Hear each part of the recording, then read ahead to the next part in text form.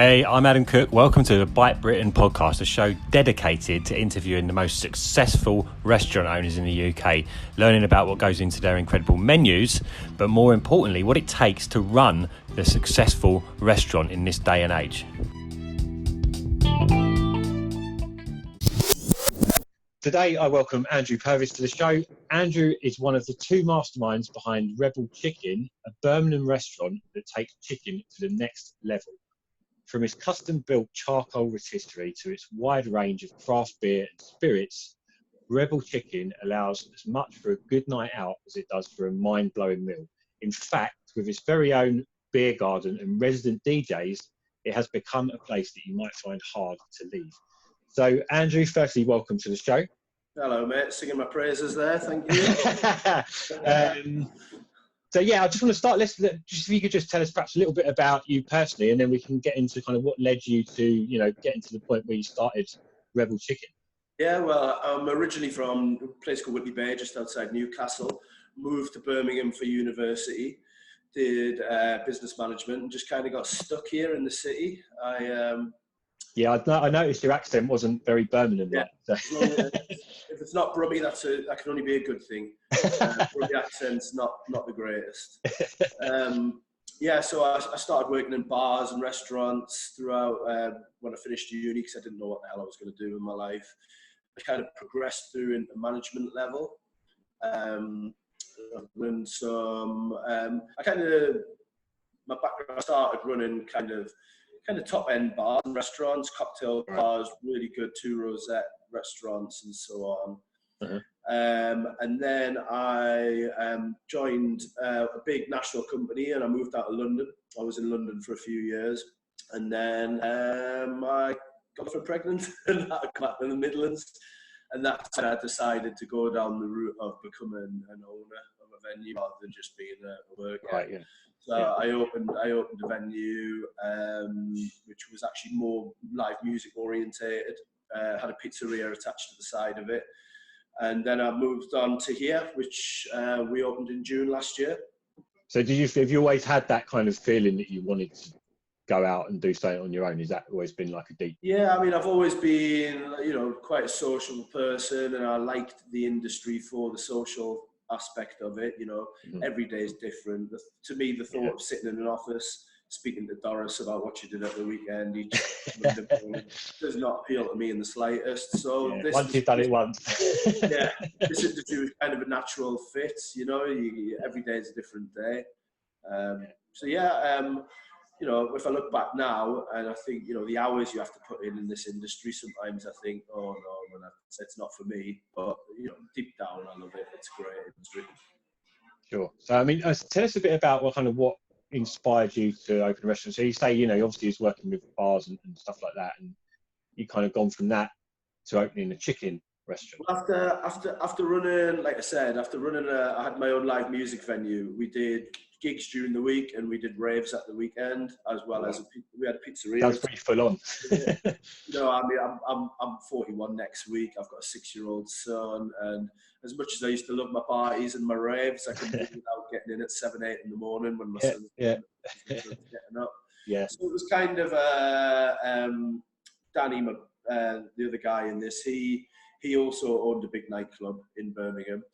And again, he was sick of it, sick of the hours, sick of, the clubs can be a bit sketchy at times. And we thought, how can we get out of this? And I thought, well, let's go back to my roots and go back into running a more food-led operation.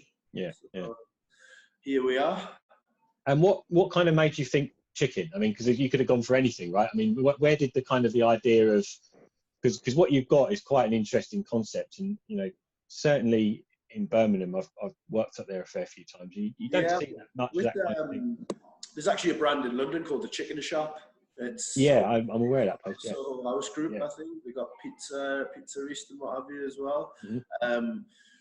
And we loved the food there. It was great quality chicken every time you went, and we looked at it and we thought that's a great product. Yeah, it's not rocket science if you get it right. As long as the quality of the product's there and you've got a good quality chef, it's not rocket science. So we thought, why don't we take our own twist on that, and you know, do really good quality chicken, but in a bar environment as well. You know, we're very conscious. We didn't just want it to be a restaurant; it had to have a bar aspect. And then, of course, I guess you're bringing that experience that you had from, you know, running, you know, the bars and the club scene, you know, into this, right? I mean, that's it. Yeah, I mean, restaurants for me personally, soul restaurants where they're just doing food, it's quite dull. It's hard work, and it's rewarding, but it's quite dull. You don't get that interaction with guests and customers that you do in a bar setting. Yeah, So, it's an interesting concept, and I think it's something that seems to be a lot more popular these days. Is the idea of going out for food, but sort of staying there for a period. So you get a lot of these street food venues, for example. Exactly. Go to these street food venues. They've got a DJ that's sort of playing. You know, it's not open super late, but you go there at sort of 8 p.m. You know, grab something to eat, have a few drinks, a bit of a dance, and it's kind of I mean, it's important for the business as well, because in theory you get the secondary spend. People come and they eat and they have a drink whilst they're eating, and then they stay and they have a couple of pints or a few drinks or what have you whilst they listen to the DJ or just sat with their friends. So from a business point of view, it makes sense, because you're getting the second spend and the third spend. Vice versa, you come for a drink, and then what better thing to do after a few beers and have some chicken? Exactly, have a few drinks and then have some chicken wings or what have you. So the kind of, you know, for me it was important to marry them two together. Rather than just an experience where you come, you eat your dinner, and then you leave and go to a bar or go to a club or what have you. Have a venue where you can do it all. I suppose the key challenge with something like that is, and maybe this is why a lot of restaurants don't do it, is firstly you're kind of operating sort of two businesses, but also you want to kind of make sure that you don't interrupt the experience of someone who's there for drinks and someone who's there for, you know, a nice meal. And it's kind of, I mean, how do you navigate that? I guess we're quite lucky because we've got a really, really big beer garden. We can sit over 150 in the beer garden. Right. And half of the beer garden's covered, which is where the DJ is. The DJ plays in the outdoor bit. So if people want to come just for food and just to have a drink and a chat with their friends or family, they can come and sit in the upstairs dining area, which is where I'm sat now. Sure. And the music is programmed, it filters through the building, but obviously it's at different volume levels. Outside it'll be a bit louder, a bit more lively. Inside, it's a lot more quieter. Yeah, sure. That makes a lot of sense. I mean, yes, having that split like that, I guess, is really, really important. And, you know, when I think about it, really, you know, this is something that we've actually been doing for years with pubs, right? People go to a pub to have a drink and have a separate dining area, but for some reason, it's not quite transitioned so much into restaurants. But I think we're definitely seeing that now, and I think things like sort of street food places that I mentioned. I mean, the way we've set the decor out and the seating is it's a mix between Chesterfield sofas, regular tables, low tables, high tables. So it's got that very informal feel to it. But you know, if you want to just sit upstairs and have a drink and a chat with your girlfriend or your friends or family, there's a sofa you can sit on. At the same time, there's a dining table that you can dine on, or there's a high stool that you can sit on. So we've kept it very, very informal, very mixed. Yeah, absolutely. I mean, the nature of the food we do, I mean, the food's very good, but it's not the sort of place that you'd come for a formal dinner, so to speak. You know, we're not going for a Michelin star or two. Well, that's just not what people generally are looking for these days. No, people are after a different experience. You know, years ago, you just go out for a meal and you just go down the road to your local Italian place that's been there for 20 years. Yeah. You know, not really think anything else. So there's just so much more sort of inspiration now, I think. Many years ago, I was assistant manager of a venue for a Michelin-starred chef. And it was a great experience. I learned a hell of a lot there, but it's one of the dullest jobs I've ever done because it's so meticulous. It's so... You know, everything science, isn't it? Right? You can't put any of your own personality into it. You almost become a robot to the standards. Yeah, of course. You know, you can't. I guess I've never thought of it like that, but you've not got that flexibility to experiment with things. Yeah, you can't. If I serve this, I can't just try it for a night. Exactly, and I think it's important for venues. You know, if you go, whether it be a street food place, all the successful places now seem to have a very lively front of house, or the main guy or the main chef, you know, they're lively, they talk to you, you can have a laugh, you know, they'll have a shot of tequila with you at the end of the night. You don't get that in the Michelin star background. Yeah, of course. Prim and proper and so on. And I think that's the way people are going now. They'd rather just kick back, sit and I think with friends. Yeah, no, absolutely. I think what we're seeing is a real change in the restaurant. It's part of the reason I started this podcast, really, is because I think it's a very interesting time where we're actually seeing, you know, the smaller startups, you know, people in your position, really, I guess, coming in with an interesting idea, an interesting concept, and, you know, wrestling customers from some of these long established chain restaurants, things like that. You know, like we're seeing, you know, in the news, things like, I think I saw Pizza Express are struggling, and you know, Jamie Oliver's, you know, his just haven't kept up with the times, you know. Yeah, and I think also, you know, things like being the way that we're able to communicate now through social media and spread the word about an interesting place and through images and all that stuff. I just think it's just really, really sort of leveled the playing field. You know, you can actually come in now and you know, start a restaurant as a small timer with a really interesting concept and actually get traction a lot more easily than you perhaps used to be able to. But you know, that said, I mean, it doesn't make it any easier. It's certainly not. This industry is certainly not easy. Certainly not easy. I mean, 2 years ago I had a full head of hair, and look at me now. It's a stressful industry, and it's a rewarding industry when you get it right and when things kick off and it works. But it's a very hard industry, you know. Yeah.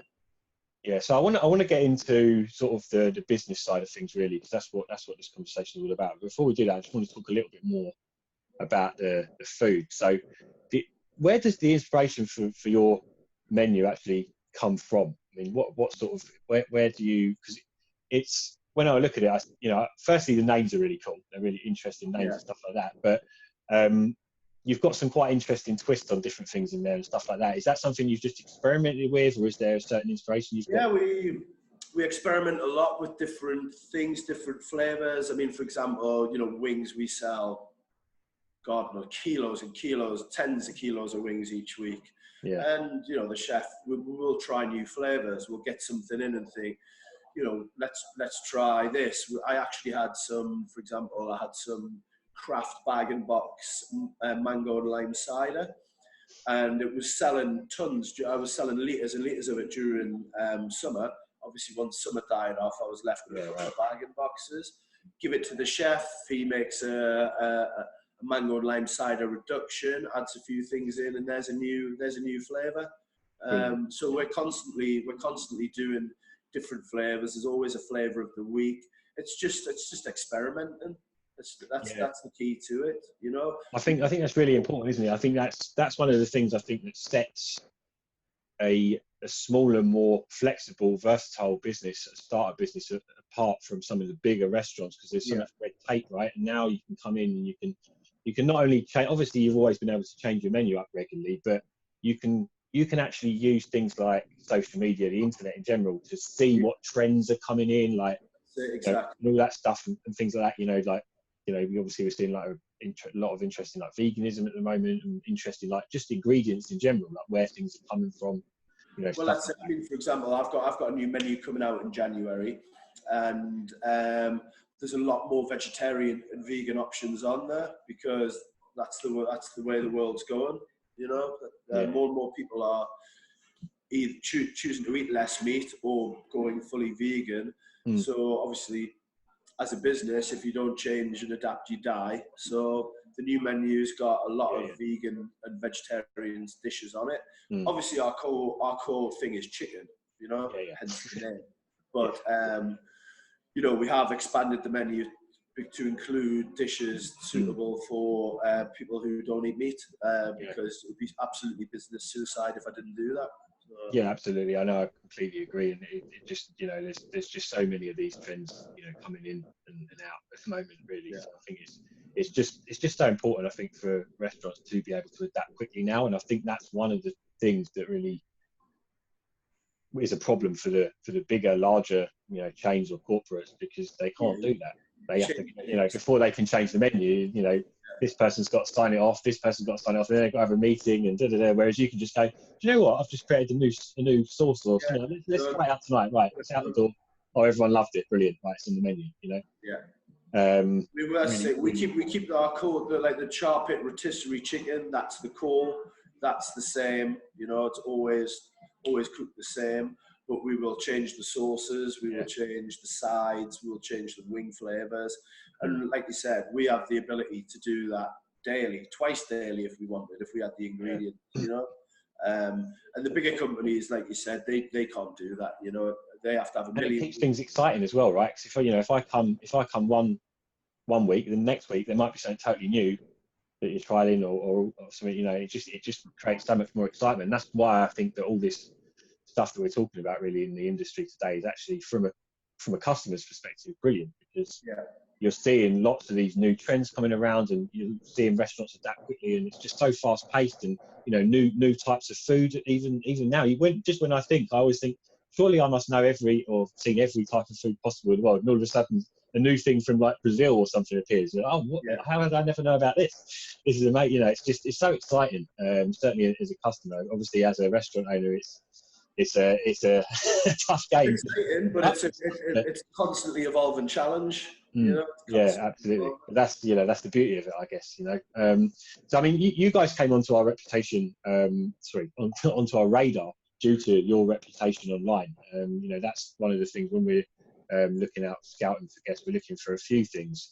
We're looking for people that are really, you know, invested in, you know, the new sort of age of restaurants and how trends are changing, but also having obviously a really good reputation, which you guys have managed to build up in a very short space of time. I mean, how long have you been open now? We opened June last year, just before the World Cup. Yeah. So I mean, in all honesty, we had an absolute disaster of a launch. Our launch couldn't have gone any worse if we tried. Great, yeah. Because I want to talk about the reputation. So obviously, it doesn't sound like it was all sunshine. And so we opened obviously during the menu design and pre-opening cook-offs. The kitchen team were perfect. Everything was great. The minute we opened the door, the whole kitchen fell apart. Literally fell apart. This was like day one. So I just want to try and get into the moment. So this is like day one. You open the doors. It's like these guys had never worked in a kitchen before in their lives. It was that bad. After 3 weeks, I had to get rid of the entire kitchen team and start again. Luckily, I've managed to get a good, strong kitchen team now. But the opening team, like I said, on paper, during rehearsals, beautiful. Everything looks great. As soon as the checks start rolling in off the customers, the whole place fell apart. So, yeah, the opening couldn't have went any worse, and there was a lot of negativity around it. But we made the changes that we had to make, and it was we've had lift off since then. Yeah. So I mean, just I'm trying to sort of understand like what that was like. You know, that day that you've opened. You know, you've obviously built up to it. It's just like, you know, big day, and then all of a sudden everything comes crashing down. How did that actually like feel? Not nice. Yeah. Not very nice, to say the least. Obviously, you've got the stress of a launch anyway, and you've got, you know, you're testing new systems, you're testing the systems of the venue that have never been tested at that level. The World Cup was on. We had giant screens. Like we had a 10-foot high by 15-foot by 15-foot screen in the back garden. So we had 300 people in the back garden watching the football. Great, you know, bars doing really well, serving loads of drinks. In the meantime, the kitchen side's falling apart and people are waiting 2 hours to get served for the food. There was one occasion where a chicken went out and it was still raw in the middle. Oh no, yeah, and that's definitely chicken's not the one you want to do that. Serve it raw or rare, you know. No, chicken. I don't really tend to like my chicken rare. Yeah, so it was, from that side, it was a total disaster. So you're running around trying to appease customers who are waiting 2 hours for the meal. You get them a free round, you give them their money back, you apologise, and then the food does finally come out and it's raw in the middle.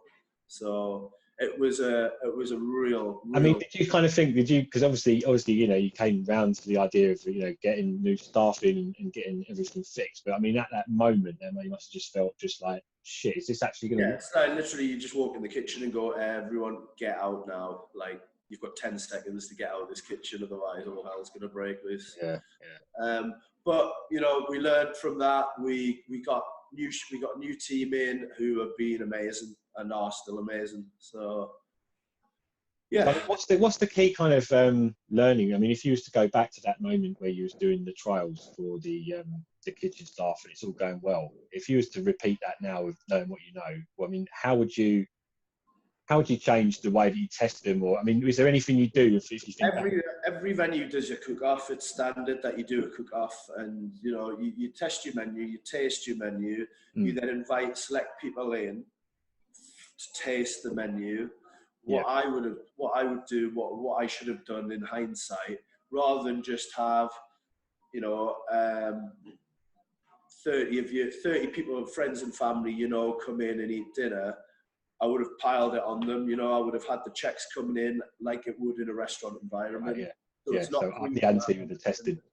Because the problem was they you know, if I said cook for 30 people, they'd cook for 30 people and it would be great.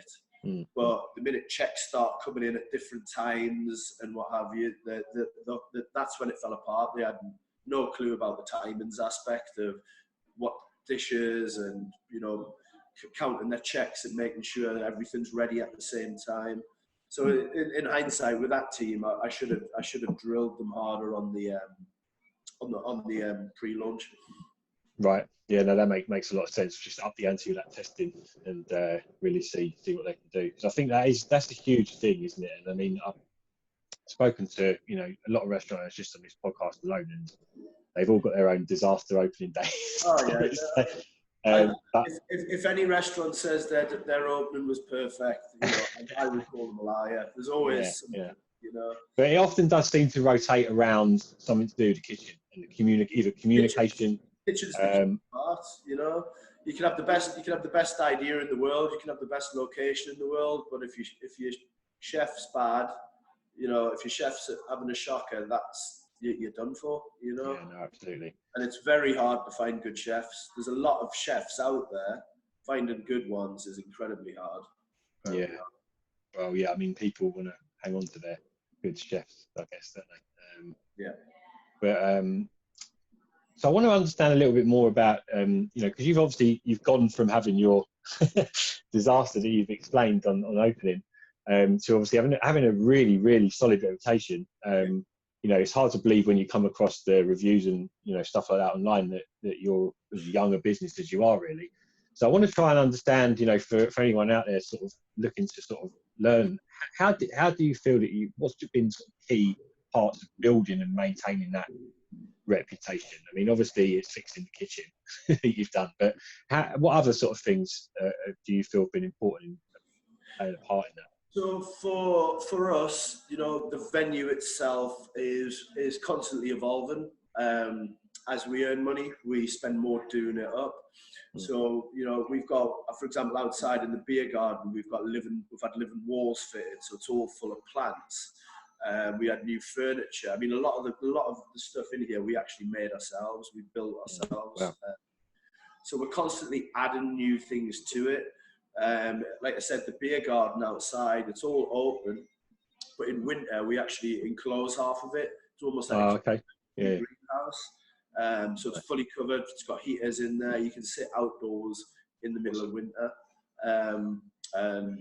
So you know, there's always something new. You know, we paint a wall blue and then we realise we don't like that colour, so we change it to pink.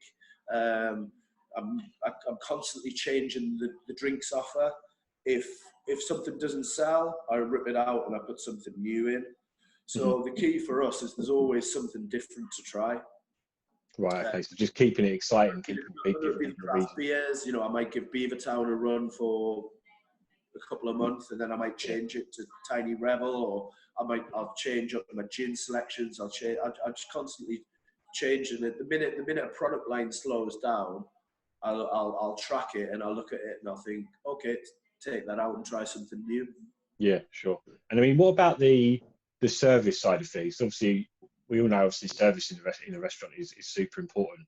Is there like certain golden rules or ways that you operate to keep an eye on, make sure that the service is from my side, and what I try and instill in the team is just politeness. Be polite, because it's such an informal venue. We don't,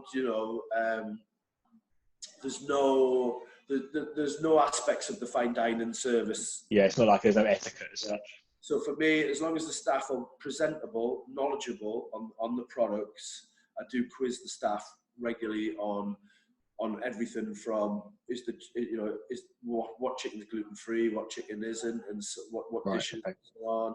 Yeah. I'll check them through their spirits. As long as the staff are presentable, well mannered, that is the key for me. A lot, like I said, the way I think people's tastes are adapting is they're quite happy to come and sit on we don't do it here, but they're quite happy to come and sit down on a crate, and eat chicken wings out of box in their hand, and they love that experience. As long as the staff are friendly, the food's good, the staff are friendly, and the ambience is there. So yeah, the big thing for me is just friendliness.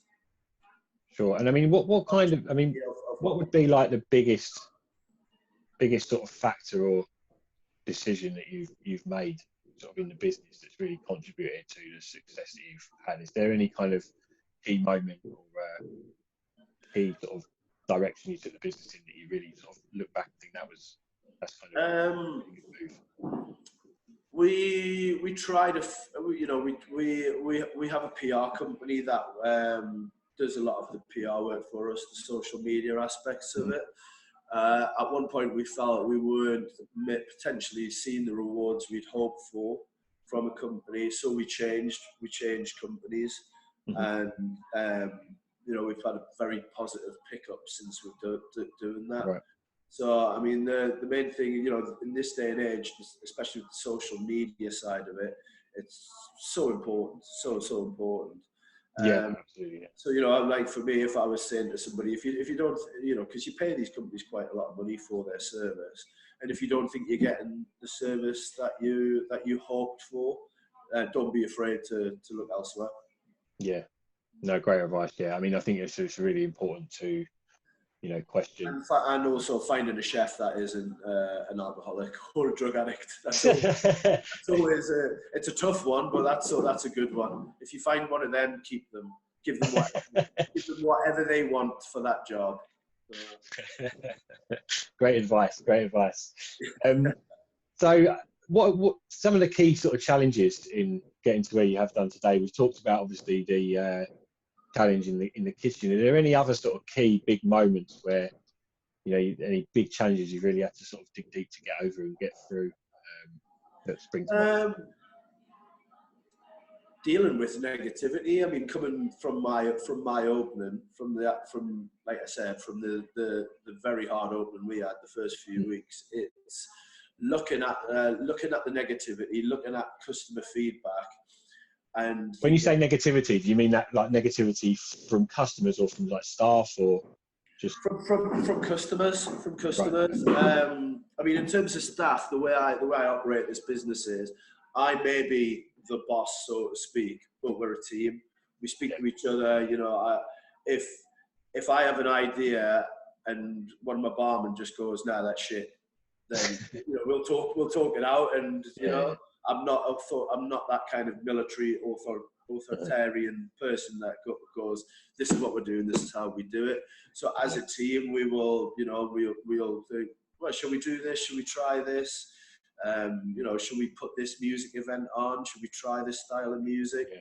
And if the customers and the staff as well say that's a great idea, then we run with it.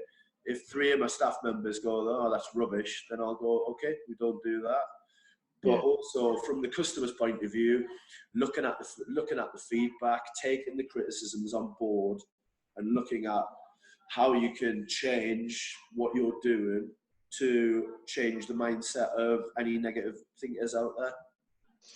Yeah, I mean, I think you touched on a really interesting point there with the staff as well, and I think it's come up multiple times. Again, it's one of those things that comes up a lot of times with successful restaurants, is making sure you give the staff that power to to allow them to make decisions and suggest things and get involved with development. Yeah, fully. You know, I say it to staff regularly. You know, if you go to a bar and you taste a great gin, or if you go to a bar and you taste a great beer, come back, tell us. You know, if it's good, it's on the menu. To me, we're a team. It's very much team orientated. If somebody's got a great idea, that's a great idea. Whether it's my idea or whether it's the pot washer's idea, does not matter, as long as if it works for the business, that's beautiful. Yeah, I think it's a really important way to do things, because we're often shown all these sort of images and videos of people, like, you know, as much as I think it's great entertainment, like Gordon Ramsay, for example, shouting at people and all that, and you know, people can often get confused that that's how you run a successful, well, restaurant or business. You know, you have to be aggressive and all this kind of stuff, and that's really not the best. No, it's not. It's just not, is it? You know, and I think it might work for the big men who work for the national companies who never actually operated a restaurant in their life. They just look at the P&Ls and the spreadsheets. Yeah. It might work for them to come and shout at a venue, but the people who work at ground level, it doesn't work like that. Yeah, no, I think it's, you know, again, I think it's really important to look at the way you act, you know, as a boss, or if you're opening a restaurant with your staff, you know, you need to make sure that they feel valued, because otherwise, you know, the next thing is then you get a fast turnaround of staff, and then you know, training people up all the time, and etc., all the stuff that comes with that. You know, it's so important to, you know, invest in the people that you've got around you, invest in the team. So I mean, it's in the initial startup, you always overstaff, knowing that you're going to get some dropouts. No, you know, you employ X amount of your team, knowing that 3 or 4 of them aren't going to make it. It's just which 3 or 4 aren't, you know, who's going to be first to either be let go or just leave on their own accord. But once you get your core team and they all know each other and they all work, more importantly, they work for each other. You know, well, on a busy shift here, obviously we're working for the good of the business, but at the same time we're working for each other. We're helping each other out to make everyone's jobs easier, and that's important. And do you have any like specific habits, either personal habits, or maybe you've got habits that you know regularly install in the business, that you feel, you know, contribute to tequila, I guess, success or lack of stress in situations as well? Tequila. What did you say? Tequila is the answer to everything. Yeah. Okay, explain. But a lot of the regulars here, tequila is my favourite spirit. And tequila. Tequila, yeah. Oh, I thought you said healer. No, tequila. I was like, okay, I thought it's like some kind of healer that comes in and. Tequila is great at helping with all problems, I find.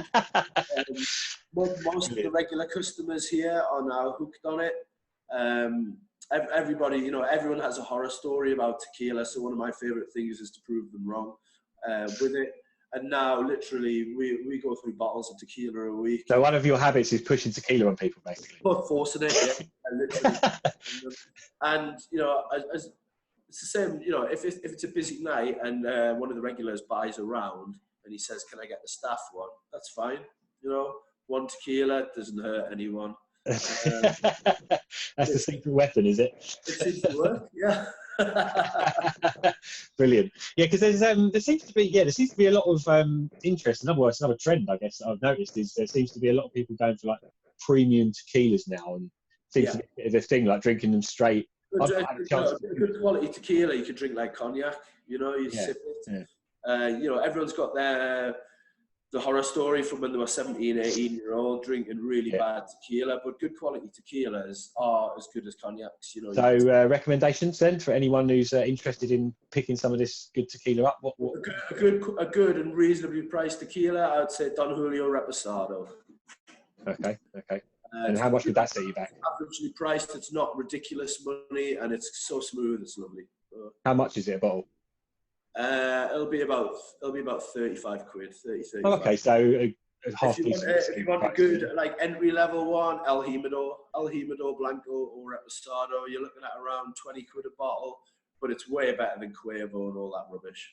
So. I usually get a nice bottle of whiskey for Christmas time, so I'm coming up to that moment. Maybe I'll try and nip across to the tequila market. Yeah. Just come up here, drink it here. That's also a very, very tempting invite as well. Absolutely. Right, I mean we're coming sort of like to the end of the conversation now, but one of the things that we always ask is if you could give advice to anyone who's sitting out there listening to the show, who for some strange reason, through all of the things that you've worried them about, like dodgy kitchens and all sorts, still wants to go ahead and start a restaurant business or a food business, what advice would you give them? I think the most important thing is get a good chef. You could have the best location in the world, you can have the best food concept idea, but if your chef is terrible or prone to not coming in hammered, you're never going to get anywhere. Spend a lot of time on your chefs, and good chefs cost money. Don't scribble and save on your chefs, because you'll get shown up long term. I mean, obviously, location's hugely important, massively important. But if you're going for a food-led operation, invest in your chef. That's what I would say. Cool, wicked. No, it's been amazing talking to you, Andrew. It's been really insightful, and thank you so much for being so open with all the stories you've told and stuff like that. I think it's been no super problem. inspiring. Hopefully people can learn from some of your lessons and move on without having to make some of those same mistakes themselves. But it is the restaurant industry, so yeah. Always keep a bottle of tequila handy. But that seems to be advice. Get a good chef and have a bottle of tequila around, and you're good to go, right? So, and just finally, tell us, is there anything next coming that we should look out for Rebel Chicken? Anything coming up? Yeah, well, we obviously, like I touched on earlier, we've got a whole new food menu coming out in January. The core char pit chicken's the same, but pretty much every other dish on the menu is totally different. Nice. Different wing flavors. There's a lot more vegetarian options, vegan options. So, we're catering for a lot broader spectrum of people now. And come kind of spring, and mid-March, end of March, we've got obviously the whole summer DJ lists are coming out, and we've got some really good artists coming to play all through next spring, summer. Oh, nice, big names, nice. So yeah, the only way is up. Good stuff. Yeah, and just finally, where's your website and your social media? Where can people find you? Say that again, sorry? Your website and your social media channels. Where can people? Website's www.therebelchicken.co.uk, and the online socials we are Rebel Chicken. Rebel Chicken, wicked. Thanks so much again, Andrew. It's been a great chat. Thank you very much. Cheers. Cheers, man. Thanks for listening to Bite Britain. Don't forget to follow us on Facebook and Instagram at Bite Britain, and also subscribe to us and watch the video version of this interview on YouTube, so you can get updates on future releases and, more importantly, exclusive opportunities to win prizes from our awesome guests.